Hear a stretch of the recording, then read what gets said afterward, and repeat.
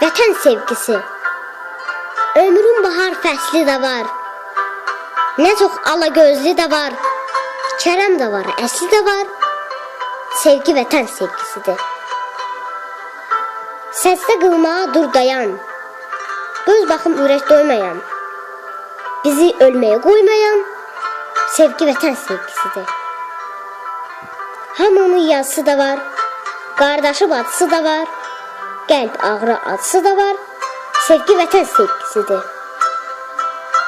Nəğmədir, şeirdir, sözdür, külə çevirməyən közdür. Biçilsək də biçilməzdir, sevgi vətən sevgisidir. Anam dinəndə dərd yalan, yuxu olur olub olan, anam üçün də and olan sevgi vətən sevgisidir.